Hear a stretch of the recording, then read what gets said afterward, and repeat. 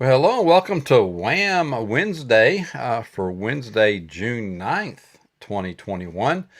So we have had a full week plus a little bit of June. So I hope things are going well for you. Hope you're getting this month and maybe this quarter or this 12-week period for yourself kicked off right.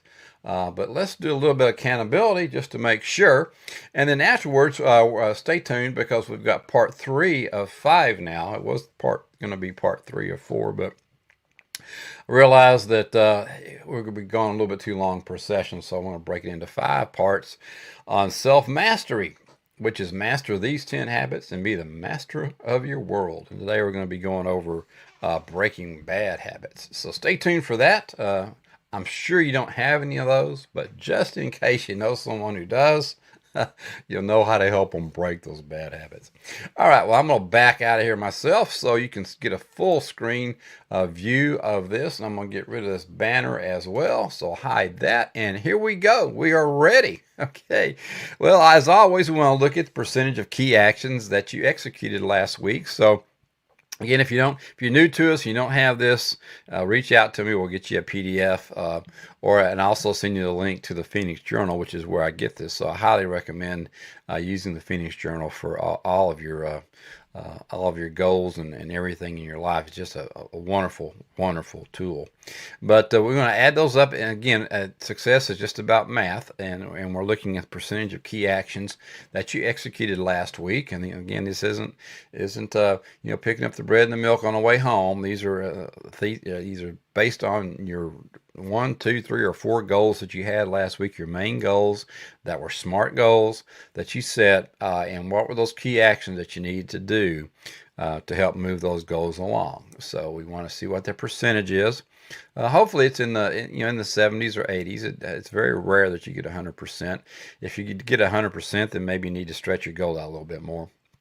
But take a look at that, and then again at the end of 12-week period, if you're in my group already, we'll look at that and we'll look at your percentage and we'll go from there.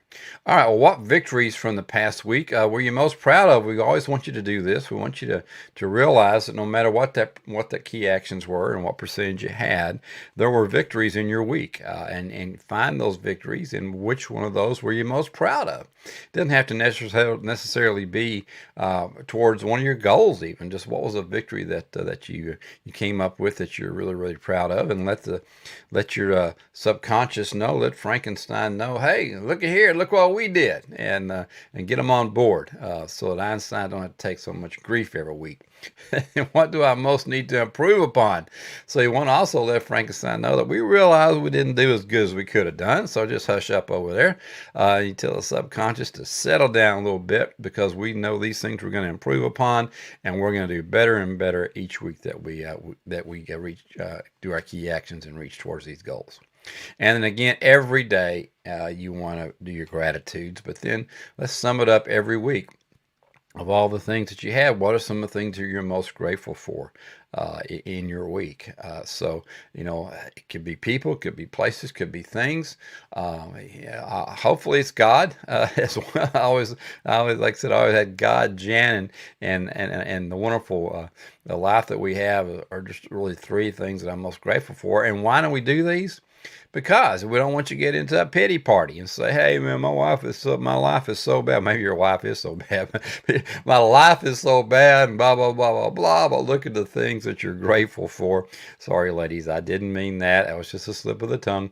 But what am I most grateful for? So that you don't get stuck in this negative world of everything is just so bad in my world. Because I guarantee you there are things that you are have blessings in your life. Find those and live on those if you're just not having a great week, because you are blessed. It doesn't matter what's happening in your life, you're blessed.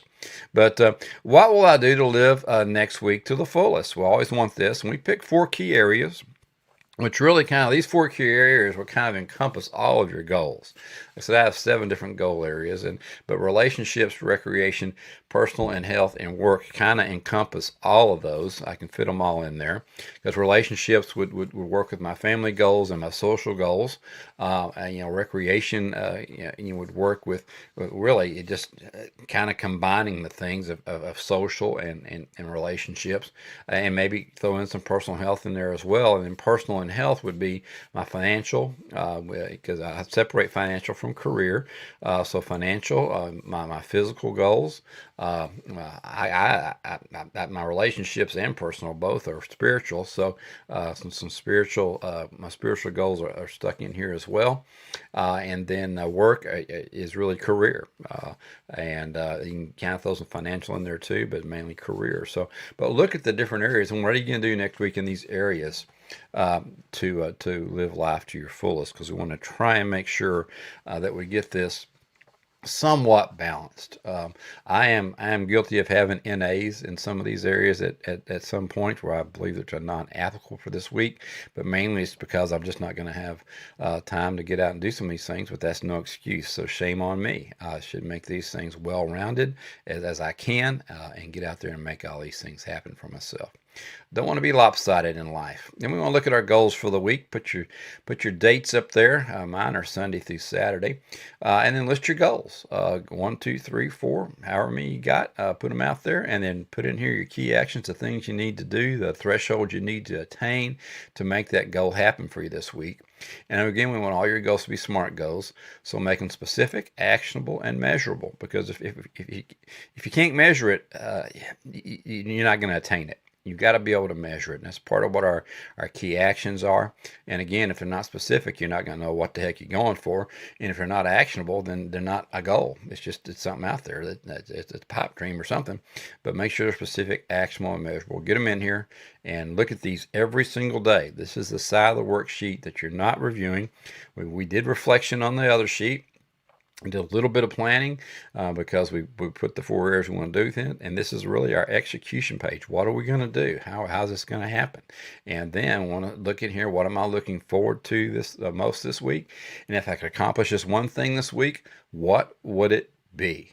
I mean, what is that one big thing? What's that huge thing that you want to get accomplished?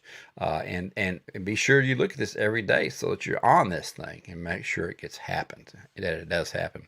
And then we got your action and habit tracker, which it really goes along with our series Self Mastery, because this is really going to help you get there. Because again, your actions lead your habits. You see, in our A to B from E strategy, it's thoughts, action, habit, character, destiny.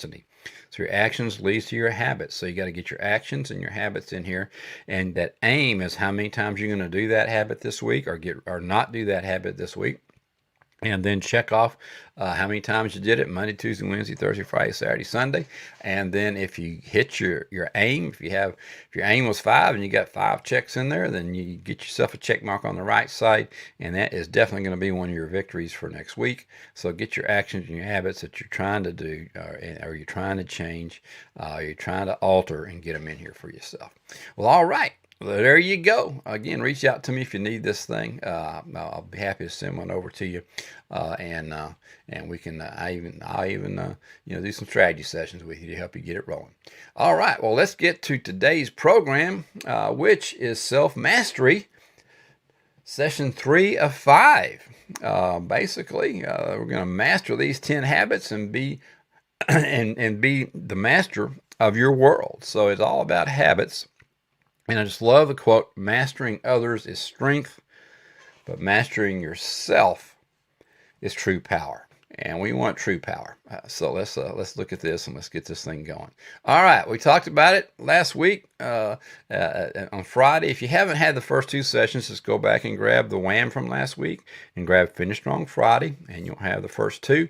Now we're in number 3. Breaking Bad. You knew I was going to do that. I used to love that series.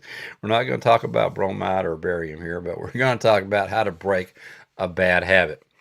And breaking bad habits is one way to master yourself and your world. And really, to me, it's the core way to do it, because again, mastery is all about habit formation and making things and doing things and being persistent.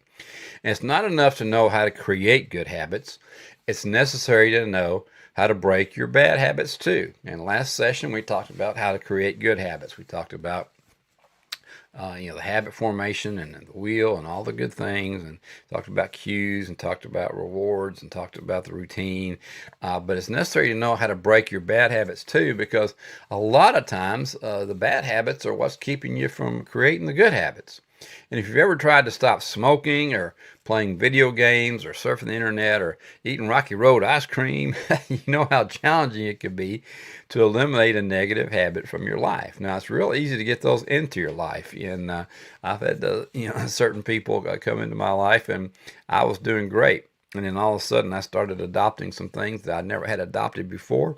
And all of a sudden, those got to be a habit. And next thing I know, I wasn't 195 pounds anymore. I was 260 again. And here we go, getting back down again. So you have to really, really be diligent in this, because the neural pathways uh, is where habits develop over time, and they become very strong, especially if the reward is significant. And we're not going to get into neural pathways and all the science and those things, so don't roll your eyes already. But I do go over a lot of this again in our deep dive of Atomic Habits with James Clear. It's a 7-week deep dive where we really, really, really, really, really get into habit formation and changing habits and taking control of your life. So I really suggest, if you haven't taken that, at least take that one deep dive. Go up to a2bfrome.com and get that one. But if you haven't done Deep Dive to Destiny, or you haven't done 84 Days, it's in there as well. So take a look at those. But for habit formation, if you're interested in mastery at all in your life, if you're interested in getting that life purpose, you've got to get your habits under control. But you got to be intelligent and diligent if you want to be successful. So that's it, intelligence and diligence. So let's get going. Let's take a look at what we got here. Well, as with creating habits, part of the proven break a bad habit system is to just change one habit. That didn't go away. And you can see some similarities in bad habits and good habits, but limit yourself to one habit at a time, because breaking bad habits requires some willpower. And I will probably go back and say it requires a ton of willpower for some of the habits, because you've been doing them for so daggum long. And you don't have enough to spare to take on several habits, enough time to spare to take on several habits at once. It's just not going to happen for you, because it's going to be tough just changing one. And it might feel frustrating to work at such a slow pace, but getting rid of 10 habits this year would likely be a huge improvement. But you want to get rid of one at a time. So if you can change one habit a month, man, that's pretty awesome. I mean, that's going to get you 12. So let's just look at maybe every 6 weeks or something, just taking on one and getting that one in there, and then build on those things. And in Atomic Habits, we talk about how you can create these habits and build cues off these new habits to get better habits. So it all works together once you get it rolling. It's like that tumbleweed, or that stone, something rolling down the hill or whatever. It just keeps grabbing and getting bigger and bigger and bigger, right? So you want to make sure that you build on these good things. But the main thing is you have to be patient. You want to give yourself 30 days and focus on dealing with one bad habit. And I'm saying 30 to 45 days, but you're probably going to need 60 or 90 days. And then, I mean, if you need 60, you need 60. If you need 90, you need 90. But it depends on the habit. But just hang in there. There is no magic number for anybody, but the bottom line is, just like anything else in life, you got to do whatever it takes. If you want to change these habits, just hang in there and make it happen. But you're not going to have enough time to spare to do several of them at once. So please, please, please, the cardinal rule is change one habit at a time, because if you don't, you're just going to get all mixed up. All right. Second one is progress equals happiness. Perfection really is the enemy of good. We talk about this many times, that good is good enough. I mean, and again, I'm preaching to the choir. I love perfection. I'm a Scorpio, but I was almost a Libra. My wife is a Libra, so I know way too much about perfection, right? And those scales being balanced. But really, perfection is the enemy of good. And we're looking for good. We want some progress. So good is going to be good enough. Because if you normally smoke 20 cigarettes a day, lowering it to 15 a day is great progress. That is good. Give yourself a check mark. Give yourself a pat on the back. Don't give yourself a fifth of Jack Daniels for dropping 5 cigarettes a day. So don't make that a reward. But say, hey man, I'm happy. I'm making some progress here. And the key is track your results and be thrilled with the progress. We just went over the habit tracker. The weekly habit tracker in our WAM, but in the back of the Phoenix Journal. And if you haven't got one, my goodness, what are you waiting on? Go get you one. In the back, there's an extensive habit tracker that you can track. Tons of these things for yourself, but you got to track it, because if you're not measuring it, you're not going to make it happen. So track your results and then be thrilled with the progress. There's nothing more satisfying. Well, there are some things more satisfying, but one of the great satisfactions of life are looking at your action, your habit tracker, and saying, I said I was going to do this 4 times this week, and man, I did it 4, so I get a check mark for doing that. Or I did 5 instead of 4. Is seeing that progress in your life. And regular progress is all you're going to need to overcome your habit. So just keep on chucking, a little train. I think I can, and just keep it going. But be happy with your progress. Number 3, understand your triggers. We talked about cues and triggers a little bit, but a trigger can be any sensory input, thought, or physical sensation. So think about these things with regards to your triggers. And it's when something presses you to start that habit. And I keep thinking about, the kid in elementary school that, had his finger like an inch, from my shoulder. I'm not touching you. I'm not touching you. You just want to reach up and slap it. Well, that's what you want to do to these triggers. You just want to reach up and slap them. And here's where some of them are. One of the triggers hang out in your location. Where are you when your habit kicks in? Are you in your car?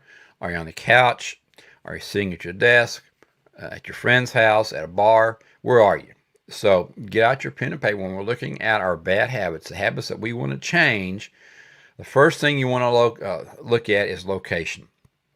Where am I going off track? Where am I being derailed? Okay.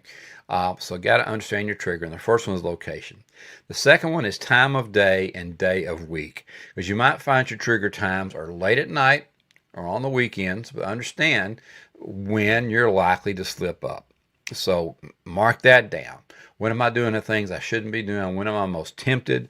When is Satan lifting up his evil pitchfork at me and making me do things?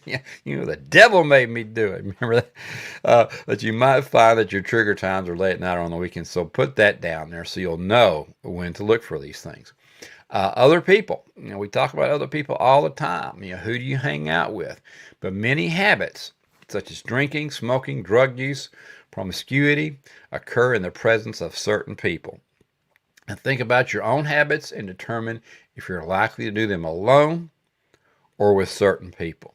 Okay, so think about this. What are you trying to get rid of in your life? What do you need to get rid of in your life? Hopefully you've done some soul searching. We talked about this last session. Do some soul searching. Find out, what do I really need? What is getting in the way of me and my habit? Look down at the bottom right-hand corner and look at that strategy graph. Thoughts, action, habit. Habit's the black one there in the middle. And that's keeping you from your character, developing your character and your core principles. And that is thwarting you from getting to your destiny at the top. So it's your thoughts, your actions, and your habits. We've got to work on our thoughts and actions right now if we're going to change those habits. So look at other people, because that many times that's the big one. And then look at your current activity. What are you usually doing when your habit strikes? You might find that watching TV triggers your junk food habit, or drinking leads to smoking. Many times it does. So is there a current activity? We talked about this just a few minutes ago. You got certain things that you're doing, and then you can build on those things. Well, it's like we talked about in Darren Hardy with the compound effect. You can build negatively too. So you can compound negative habits. So let's don't compound negative habits. Let's turn these things around. Let's compound positive habits. But you've got to become an expert on your triggers. It's self-diagnosis, folks. You got to know. What is that press to start habit button? And where is it? When is it? Is it with somebody? And what am I doing when they come across? This is probably the most important slide of the day. So be sure that you review these 4 things so we know what to do and what our action plan is going to be. Number 4, interrupt or avoid the cues that trigger your habits. Obviously, right? If you can avoid triggering your habit in the first place, you've won the game. I'm going to grab a quick sip here because I'm getting a little something in my throat. All right. Now, I know this isn't possible in all cases, but you can make some real progress in your battle against a bad habit with this simple step. If you only drink with your friend Steve, avoid spending time with Steve. Obviously, right? You may just have to face up and say, dude, let me tell you what. I love you, brother. But we were college roommates. We've been around forever together. But man, when I'm around you, I'm just drinking too much, and and so I'm just gonna have to cut it back, baby, because I got to stop doing this, right? And maybe you'll even help Steve, right? Maybe Steve will say, you know what, I've been thinking the same thing, but I didn't want to talk to you about that. Well, now you were the one who brought it up, so quit hanging out with Steve, and maybe you guys can get this habit taken care of together. If you only smoke in bars, well, guess what? Stay away from bars. Everybody's like, well, this stuff's just too damn obvious. Well, it is damn obvious. Let's just do it. I mean, there are very few things in life that are difficult. They're just things that you need to do.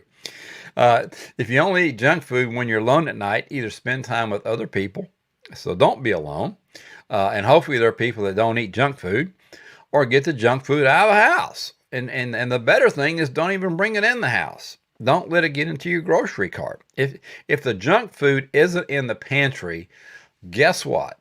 You can't walk over to the pantry and get it. So if you only eat junk food when you're alone at night, either spend some time with some people who don't eat junk food, or get the junk food out of the house. Here's another one. If you're driving by McDonald's after work, triggers you to purchase an unhealthy dinner, avoid that route home. Find a new route that doesn't pass by McDonald's.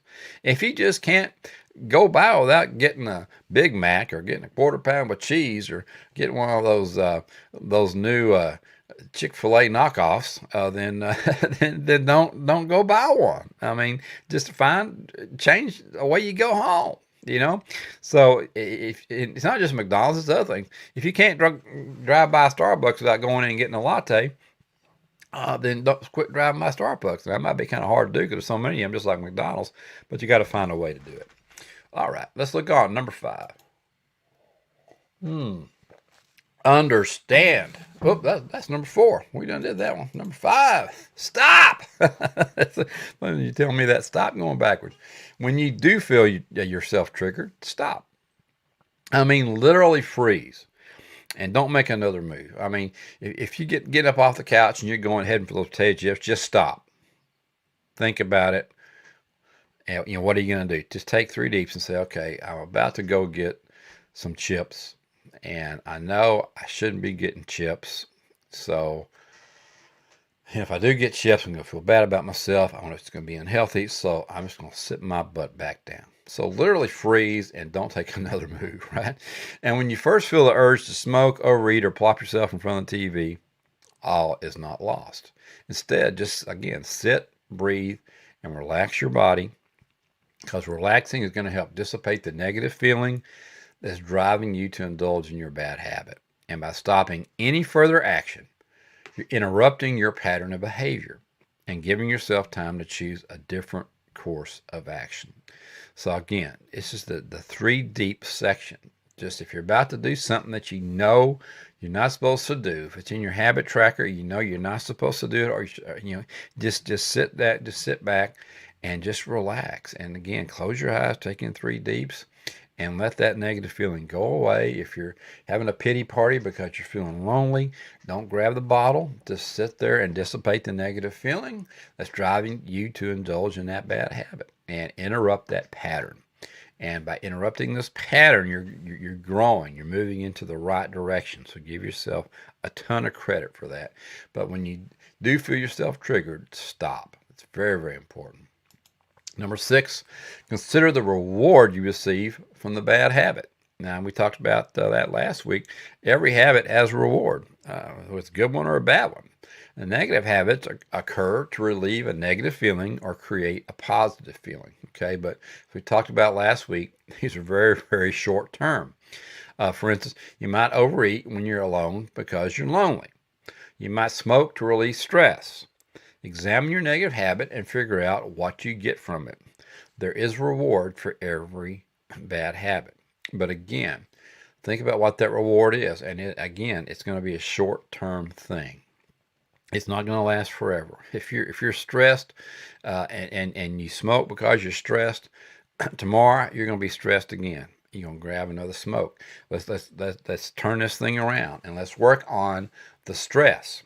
Let's don't work on so let's don't put a bad habit like smoking in there to relieve it. Let's do some meditation. Let's get calm. Let's think about things and let's relieve that stress. If you're lonely, you reach out to somebody. Some of these habits, when we talk about bad habits, some of them may be already out of your control, and that's what you've got to figure out as well. Are these things out of my control, and do I need professional help? And by professional help, I'm not really out here. I'm not talking about A to B for me even. I'm talking about you need to get a counselor. You need to get someone with a master's in psychiatry, psychology, whatever it is, that can help you take care of these situations. Yeah, you can only do so much on your own sometimes. Now we're here for support, and one of the biggest parts of any therapy is support. And so at A to B for me, we're here to support you through these things. But again, do not substitute professional help. And when we see these things, we will acknowledge to you, hey, this is really probably beyond the scope of, obviously, we've been working on this for 6 weeks and you're not making any progress. It's beyond the scope of you being able to handle this by yourself. So let's reach out and let's pray. Let's look for some intervention and let's get this thing happening for you. So that's what we're here for, is to help you find out. We want to be the source of the source. In other words, if we can't help you with the programs that we have and with us following up with you and helping you change these things and looking at habit trackers and all these types of things, we want to be the source of the source and try and help you find some help. But the bottom line is that getting you the help that you need to break these habits. Number 7, many times just adopt a new behavior in place of the habit, right? It may take some trial and error to find a behavior that'll work for you, but find something that's going to create a positive feeling for you without causing you harm, right? When you have the urge to smoke, why don't you just go for a walk? I mean, it's going to settle you down. It's going to de-stress you, and you're not going to be putting those negative carcinogens in your body. So go for a walk, get some fresh air.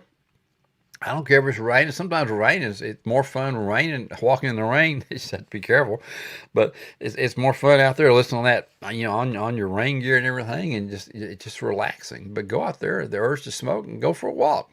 When you have the urge to eat junk food, grab an apple. Spend more time when you go to the grocery store. If you'll spend more time in the fresh produce section than you do the rest of the whole daggum grocery store, you're going to be in good shape, because you're going to have good stuff in there to munch on. But instead of grabbing a bag of Doritos, grab an apple and eat that apple. When you want to surf the internet, how about reading a book for 15 minutes? We talk about reading 10 minutes a day, or 10 pages a day. But if you want to surf the internet, and that's something that that's just going to be detrimental to you, and you're just going to stay on it, and just waste your whole day, just grab a book and read something for 15 minutes until that behavior, that need goes away. But find some positive, or at least neutral behaviors that can take the place of the behavior you wish to extinguish. So as long as you don't substitute one negative for another negative, you're in good shape. But if you can, so you're either going over the wall, you're going under the wall, or you're going around the wall, right? But let's get past this and let's make it happen for yourself. But adopt a new behavior in the place of that bad habit. Number 8, punish yourself for indulging in the habit. Now, a lot of yourself, wait a minute, I thought you guys never talked about punishing me before. Well, you want to give yourself a real consequence for not following through. And I apologize, I've got something in my throat today. Uh, but a lot of times it's dollars. We're going to talk about that a little bit, or setting up a contract with someone so that you have an agreement, right? And that's what kind of some of the things we do. We talked about these contracts and the compound effect. But imagine if every time you smoked, a heavyweight boxer punched you in the stomach. Well, smoking would be much less appealing, right? Now, I'm not advocating that you go out because it's not practical to hire a professional boxer to follow you around and hit you in the stomach every time you light up, right? But there are several websites and apps that can help you do something similar. And a couple of them out there, and I'm not advocating anything here, I'm just saying there's a couple of them out here. Stick.com and BeMinder.com.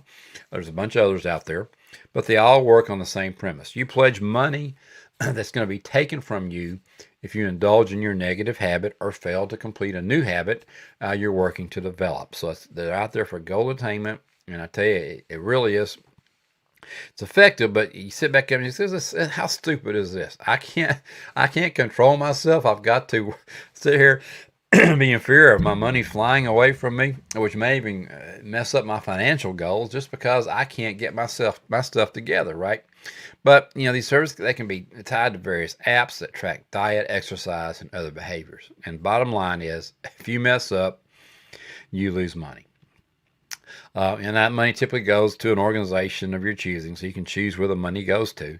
And it can be an organization that you love, which probably isn't the best way to go because you're like, oh, well, I didn't do it, but at least I got some money to my favorite organization.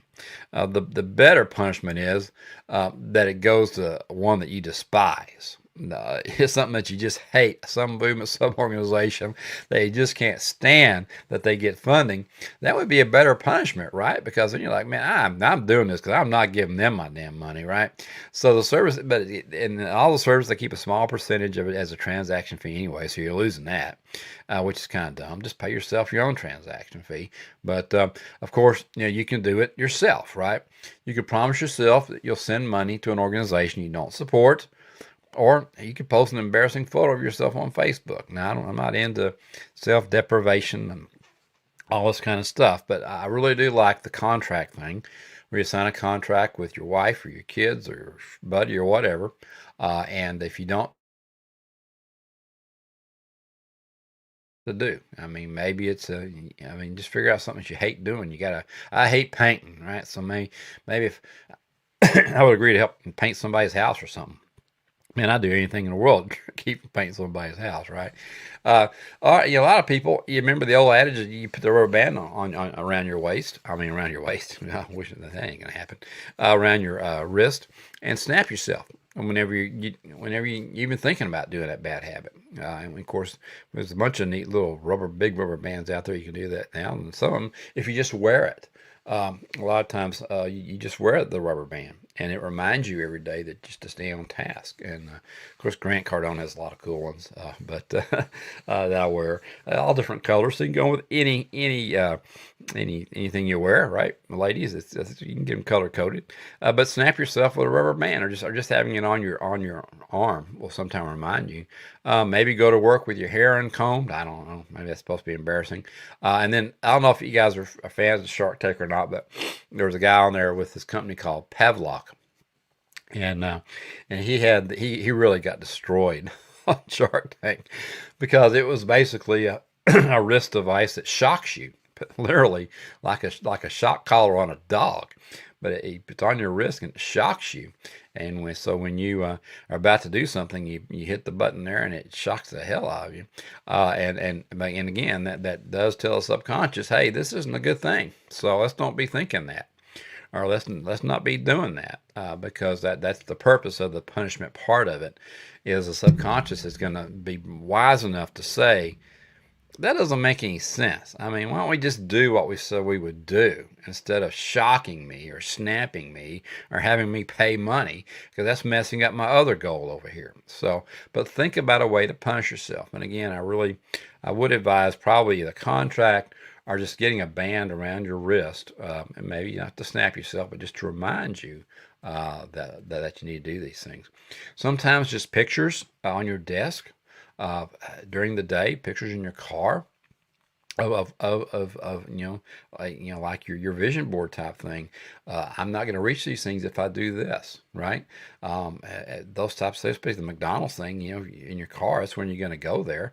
So put that thing, that trigger in there for you to not do that. So, but figure out a way to punish yourself for indulging the habit. And I'm not talking about getting thrashed or anything, but just think about some things that would be a negative consequence to indulging in the habit.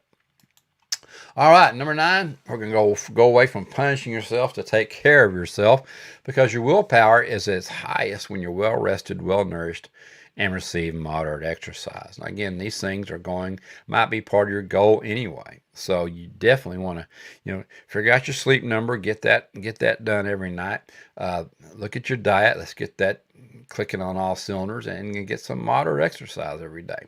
But mainly, you got to get enough sleep, and you got to eat well, because that'll keep your energy and your mood high, and that's the biggest part of habit formation, just in reaching your goals, is being mentally and physically strong, right? And a little exercise will help you burn off any negative energy you're carrying around anyway. So taking that walk, it's going to make you feel so much better. I know a lot of times folks get home, they go, I'm just so damn tired, I can't do anything. Well, it's pretty amazing when you start doing something. You come home and exercise, you're like, wow, I can't believe how much better I feel. I thought I was done for the day, and now after doing that, I've got a second wind. And that's why we never really advocate doing your exercise like 9 o'clock at night if you're going to bed at 10, because you're going to be pumped up again. But get it done early enough, in the day or the evening, so it's not keeping you from sleeping. But get that in your routine. And again, maybe it's just a walk. And then number 10, you saw this last session. Persist until something happens. So you got to push. Be persistent, and because that's the most important step in achieving any goal. Anything at all. I mean, you say, man, wait a minute, I'm way brighter. How did that guy reach that goal? Well, it goes back to the tortoise and the hare. It's just persistence. It's just keeping on going and not stopping. So you got to push. You got to realize you're going to have good days and you're going to have bad days. That's just it. I mean, you got to face up to that fact, but keep with it and be happy with even a little progress. We talked that before. Progress equals happiness, right? So any progress is great. So note that in your journal every day, in your action planner, a whole 9 yards. And I'll tell you what, you can do it. You can change these bad habits. And again, if they're stronger than you, then let's reach out in prayer, or let's find a resource that can help you make these things happen. All right, well, we're going to end it up today with Brett here. Boy, isn't he looking good? You need to put what you learn into practice and do it over and over again until it's a habit. And that's what we're talking about. I always say, seeing is not believing, doing is believing. And there's a lot to learn about fitness, nutrition, and emotions. But once you do, you can master them instead of them mastering you. And that's what we're trying to do here for you in this session, is to learn a lot about your emotions and really what's causing your triggers to do these things. Because once you master them, because they're either going to master you or you're going to master them. So it might as well be you on top, right? But you got to remember these 4 things here. Breaking bad habits is more challenging than creating good habits. It just is. Because why? They've been around longer. And the body is used to them, and the body has accepted them, obviously, because you're doing them. Even though they may be bad for you, there's some little reward in there that's keeping them going. But it's harder and more challenging than creating good habits. But bad habits can be very detrimental to your success. So you just need to understand that, and you want to do everything you can to eliminate them. And there's a process, but you got to be prepared for challenges along the way, because it's going to be there. We talk about that in Deep Dive to Destiny and in 84 days. There are going to be problems. There are going to be hitches, and there's going to be detours in your road. And as long as you acknowledge that they're going to be there and you have a plan when you get there, then your subconscious can't beat you up over it. And your subconscious can't say, I told you this wasn't going to happen, because then your conscious mind can come back and say, no, we knew this was going to happen, and this is our plan to get around this. So just understand that there are going to be challenges, and let's be prepared for those along the way. All right. Well, that's it for today. We did go a little bit long. So, man, if I had done these together, it would have been way long last week.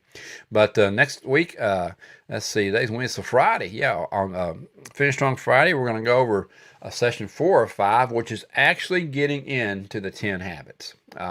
So we talked about getting good habits, getting bad habits, and now we're going to talk about the 10 habits that we really, really want to look at to master your world.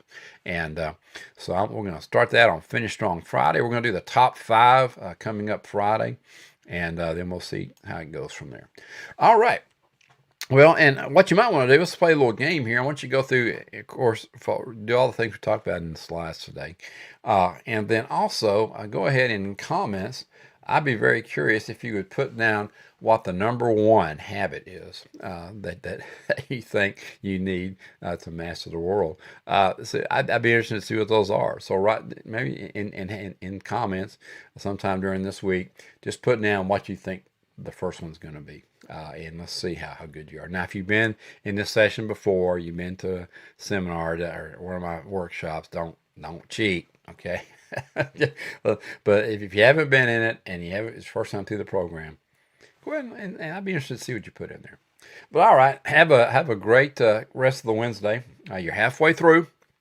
Let's get it rolling. Hopefully you're doing your weekly challenge that we put on Monday. So work on that, work on this, and we'll see you back here on Friday. Of course, tomorrow we got Thrive Thursday, so that's going to be awesome too. You know, the end of the week is action-packed and loaded for you guys, so we can get through this week strong, and then carry you over through the weekend as well. But anyway, have a great Wednesday. We'll see you tomorrow at Thrive Thursday.